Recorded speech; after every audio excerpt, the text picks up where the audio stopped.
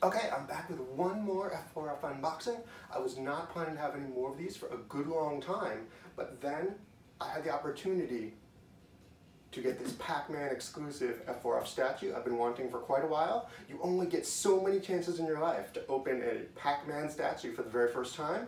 So I thought I would video this so that the person who gave up their extra to me could see that it was well loved and well appreciated. And I'm not going to force you to watch me actually cut the tape and open this up this time. So I will cut ahead to once I've got the actual art box already out of the box, and we'll go from there.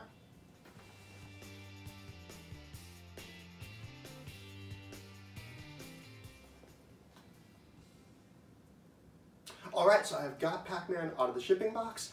Everything looks okay. The box was a little bit beaten up, so I was a little bit worried the art box inside could be damaged. But as it turned out, those styrofoam cushions look like they protected everything pretty good.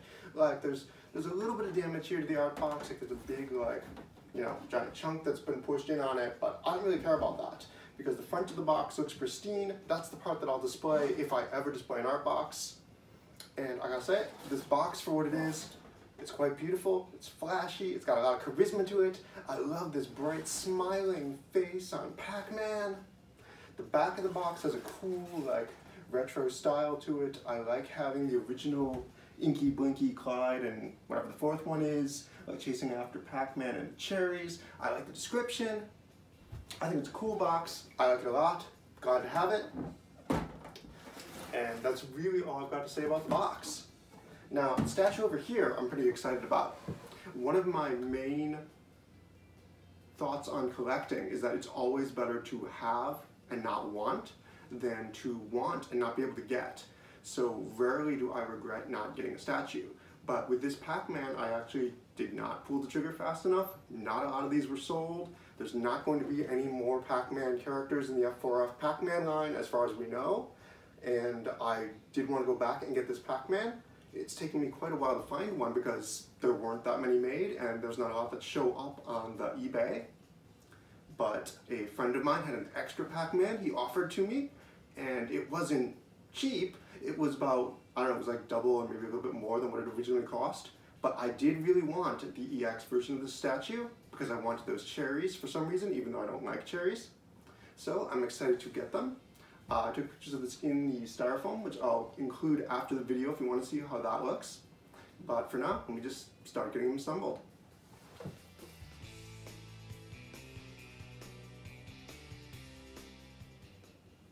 Okay, so here we go. I'm going to start assembling Pac-Man.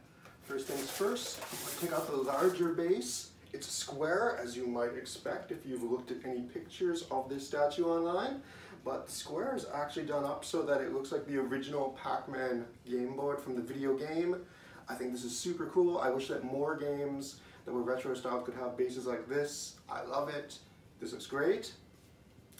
Pop it down. It's got one hole in the middle, so it looks like this is going to be an easy assembly. So let me get Pac-Man himself here out of the styrofoam. I'm going to grab him by the mouth. I don't know if that's the ideal place to grab him by, but that is where I'm going to grab him. He's got a tiny bit of dust on him, but really he's pretty clean. Good job repacking him, whoever sold this to me. It's got one metal rod here.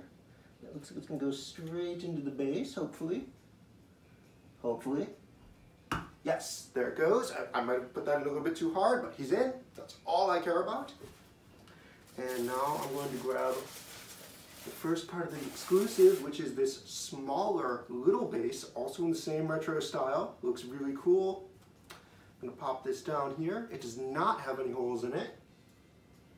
And upon this base, I'm going to put the other EX item, which is these retro styled video game cherries. These were some pretty expensive cherries since I could have got the regular version of Pac-Man for, I don't know, $200 or so less dollars than this one, but I really wanted the EX, so I'm pretty excited to have them here. I'm trying to place them on the pedestal. They're a little bit wobbly. I don't know if they're supposed to go back like this or not. Well, they're kind of rolling around, so, oh, hang on, there's a magnetic sweet spot to put them in. So, is that the only spot? All right, they're up. Okay, Pac-Man is together. and I think that he is looking pretty good. Am I excited about him? Let's find out.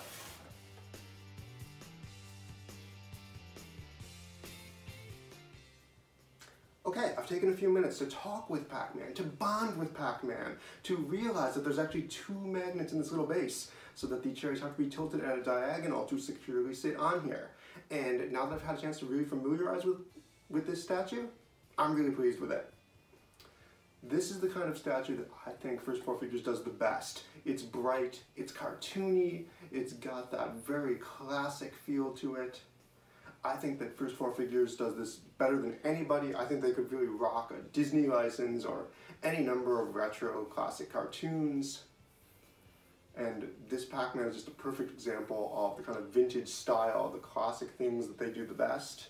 I'm going to be turning him around here by hand because I don't believe in any of those like newfangled technologies like the turntables and those sorts of things. But I think that I can, do that just as well myself, turning him around here. I was surprised. This is a pretty heavy piece. I shouldn't have been surprised because I have some of the Kirby's and Mario statues and some of those have a bit heft to them, but even though this looks simple, he's pretty heavy. Like, he's probably around the heft of, I don't know, a child's bowling ball. And he feels very nice. He doesn't feel cheap at all. The colors really pop. I'm not seeing any problems with any paint bleed or anything like that on him. I really like the base. I think that the 3-dimensional way that like his mouth goes in like this is really cool. I don't think I was meant to pick him up by this like I did, but when you look at him like this, it really adds something extra. It reminds me a lot of the game when he's doing his like waka waka waka thing walking around. You can see his mouth open like this. I like his finger being pointed up in the air.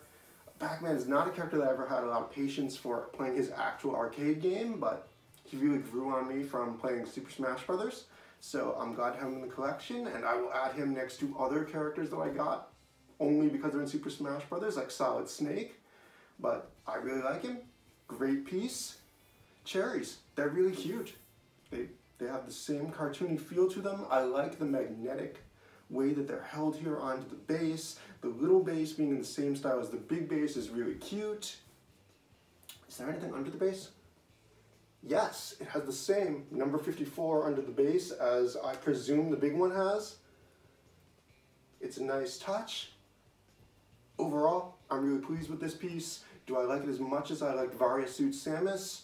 I don't know, it's a different kind of statue than that Varia Suit Samus was, but for what this is, I really like it.